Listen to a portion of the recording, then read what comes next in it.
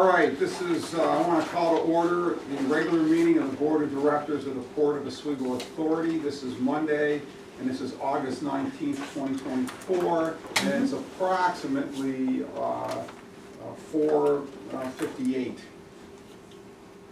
p.m. All right, so we're going to go around the table with our introduction, starting with you, Bill. Bill Scarver, Port of Oswego.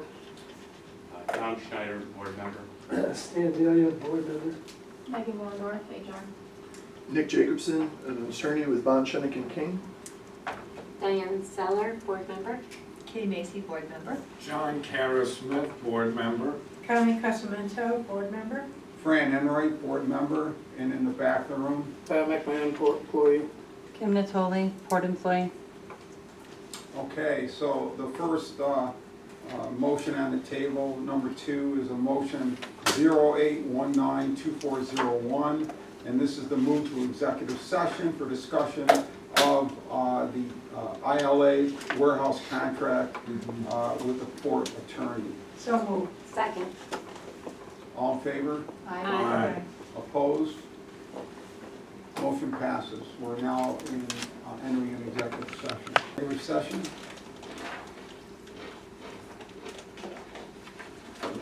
All right, so here we go here. Item number 4. This is motion 08192403 to approve the minutes of the July 15th, 2024 regular monthly meeting, Exhibit A. So moved. Second. Anyone opposed? Nope. Motion passes. Item 5, administration and operational report, that's Bill. Okay, I'll go over this quickly. If you have any questions or an answer. We're seeing a slight uptick in our ship. I put that in my additional notes section. When we address the additional notes. Yep. This one right here, 2024. I'm not gonna go over every item on that. I think it's self-explanatory. On the 26th, we have a meeting with aluminum company and CSX Rail on a project, excuse me, the grain project. And we're in the final negotiation phase of the aluminum rail project. Our grain customer will be here on 26th. We go over port operations, probe, etc. They've already put on their pages and are out buying soybean contracts as we talk. I will say it looks like about September 2nd weekish that, and I'm saying this because I go by a soybean field almost every day, so I'm out there looking at when they're about ripe. So I think about that. But we're getting this rain, which is going to delay the ripening because they have to let a few days go once they're ripe to be able to dry. Bill, where are we storing the soybeans? In the sidewalk. Oh, okay. What about grain? There it is grain. Soybeans, And we they're can do one considered that product. as a grain crop. Yes, there are 2 major grain crops in Oswego County, they're corn and or soybeans. Soybeans is, we produce probably some of the highest grade soybeans that there is and probably compete or better than most of the Midwest. Where do they go from here? Well, it's been wherever we want to send them. Recently, they've gone to Europe. You're talking soybeans. Yes.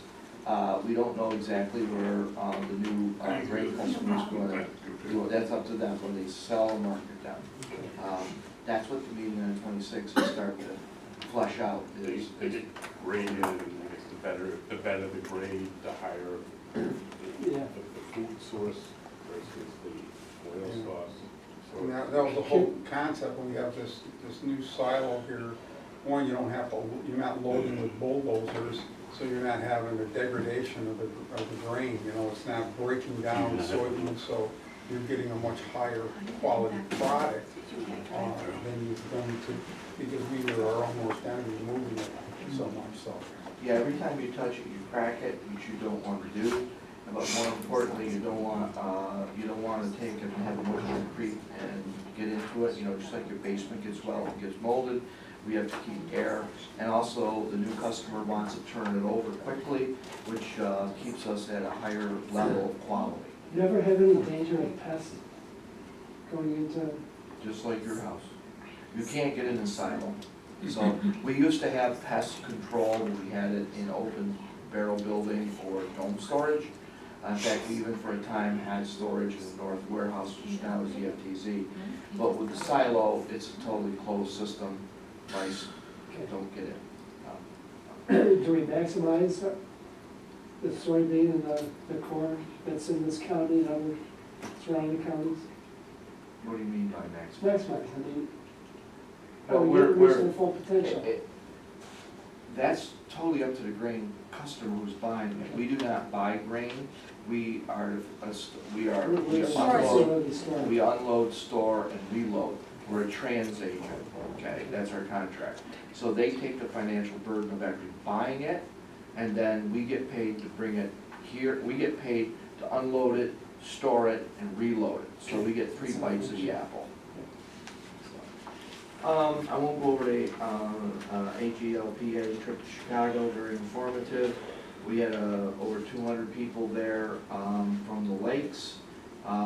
It was a lot of interesting information.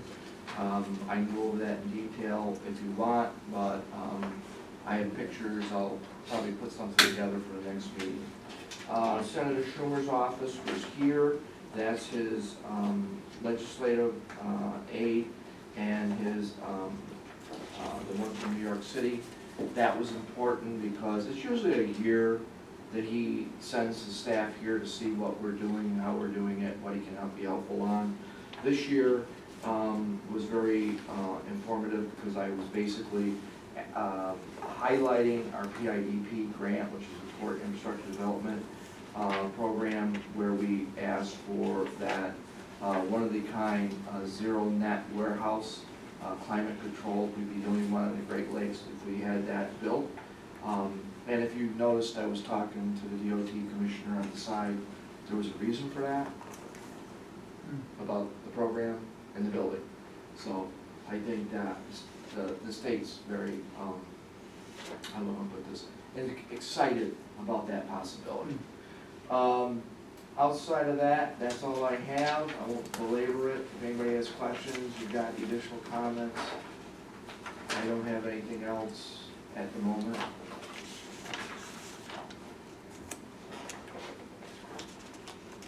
Okay, we're going on to item 6, administrative financial reports. Yeah, again, given the length of the executive session, the statements ended July 31st, 2024 are closed. You know, the trend of slowness continued through July, so we are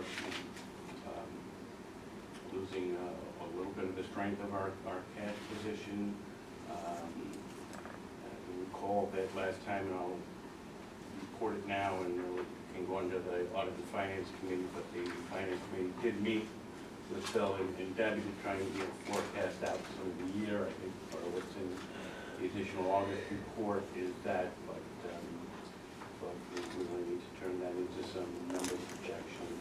Yeah, we're in the process of that now because we really want to have the grain customer here and finalize the aluminum customers' projected use of the port.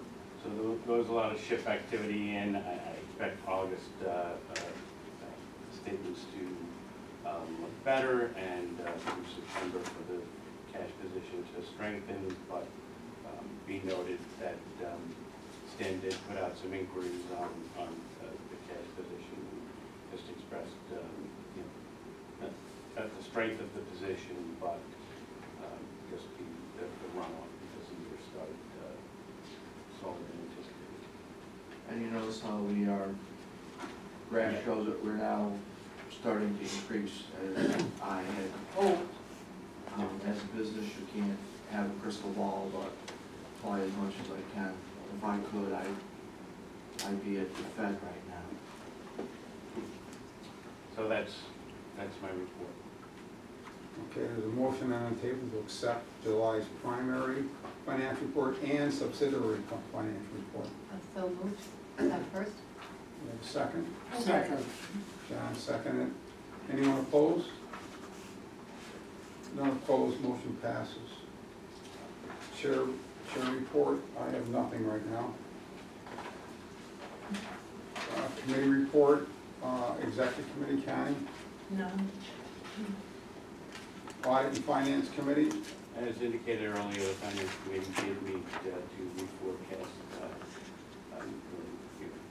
revenue for the rest of the year and cash position, and also reposition cash position to include receivables, payables, and grant receivables.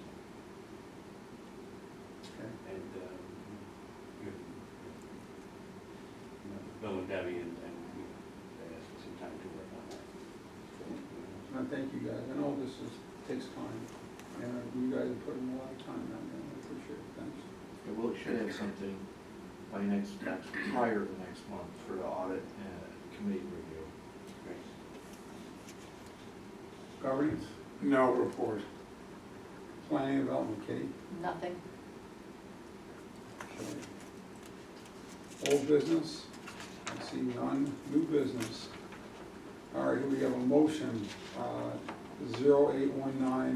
0819-2405, and this is to authorize the Port of Oswego Authority to enter into an agreement of purchase and sale with Vinegar Hill LLC dated July 17th, 2024. This is a contract concerning 19 East Schuyler Street of the city of Oswego. The property is we call Vinegar Hill, and executed on or about July 17, 2024. The contract provides the buyer shall pay the port the sum of $200,000 plus the cost of the port's legal fees up to $8,500 in exchange for the property. The board authorizes William Scriber in his capacity of executive director and CEO of the Port of Oswego Authority to execute the contract and to take all action necessary,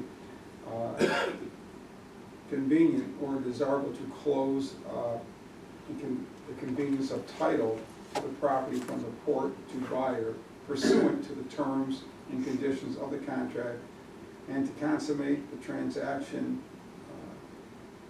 envisioned under the contract, Exhibit D. Okay. Oh, is there any questions on that? Are we pretty clear on what we're trying to do? I think it's been discussed. You hate to see the port, You can't discuss until you have a motion and a second. oh, I thought we had. Nope. No. Okay. I moved. Second, Second. is there any questions?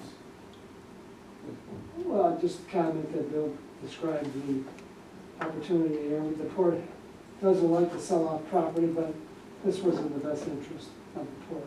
Yeah, good point, Stan. That's exactly what has been going on, and so we just needed to end the bleeding and to move on with that, so. And thanks, I know conflict of interest with the principal of Vinegar Hill, and will abstain from the vote. I'm going to recuse myself from the conversation. oh, okay. All right, so we have a motion on the table. Any objections?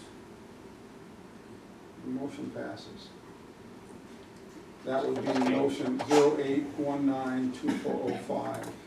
And we have another motion, 0819-2406. And this is to vote on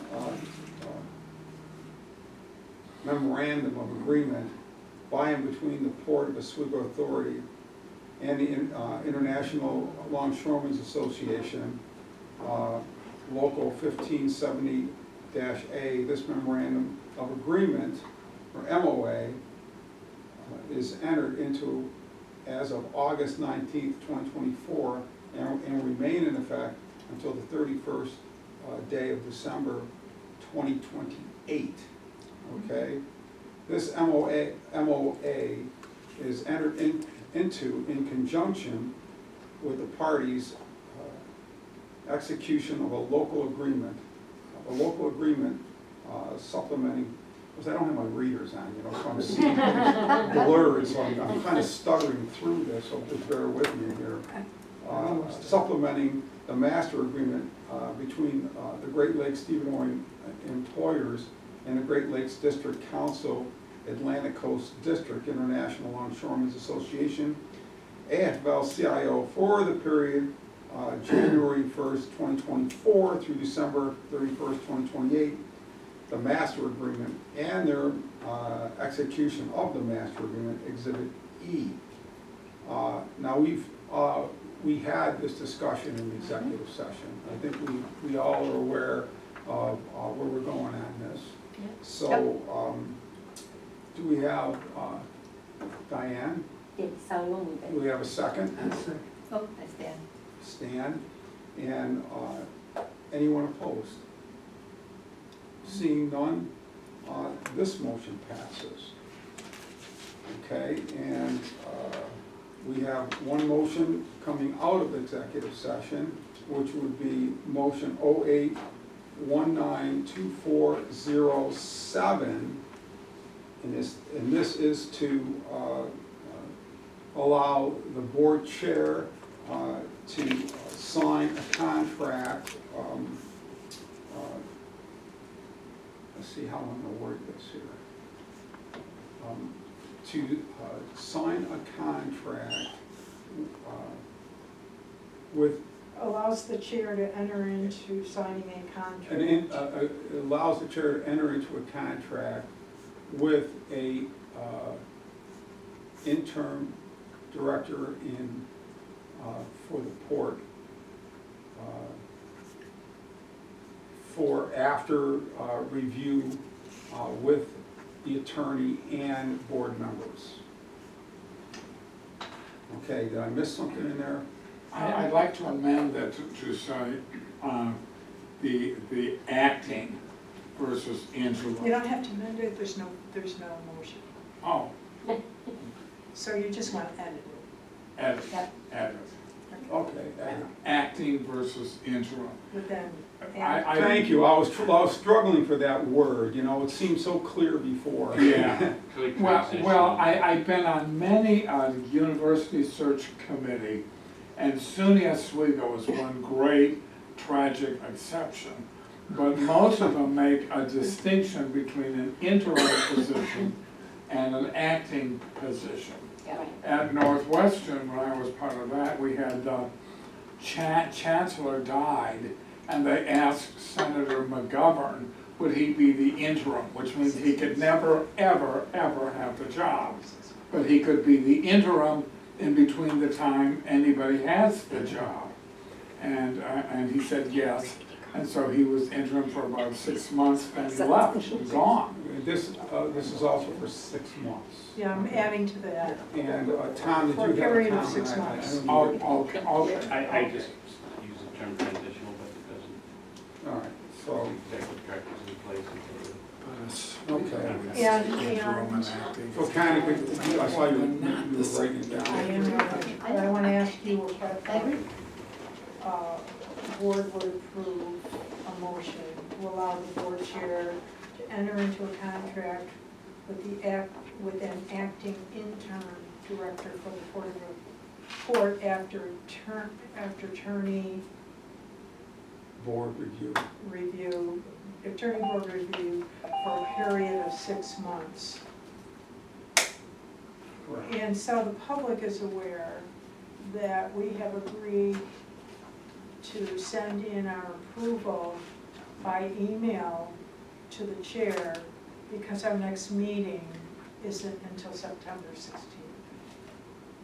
And therefore, stop me if I'm You're on a roll. as soon as Fran receives the contract from the attorney, he will share that with the board members and await for your expeditious response, which may be positive or negative, whatever it is, you will let him know how you feel ASAP. So, this motion is to allow the board chair to enter in a contract with an acting interim director for the port after reviewed by the attorney and board for a period of 6 months. Okay. I should probably switch that around, so you're not you know what I mean? Yes. That's okay. Okay, is anybody opposed to that? Do we have, I'll make a motion to move it if you. Diane? This is Second. Fran's job. Second, Second. all right. There you go. Is there anybody Hold on. opposed? Abstain. Okay, motion passes. And we are on number 12. This is 08192408. And that is a motion to adjourn the regular monthly meeting. So moved. Second. My chariot awaits. Anyone opposed? No. Yep. All right, motion You passed. just Thank yelled it you. down, right? Oh, yeah, Thanks, he's thanks, here. Connie. You come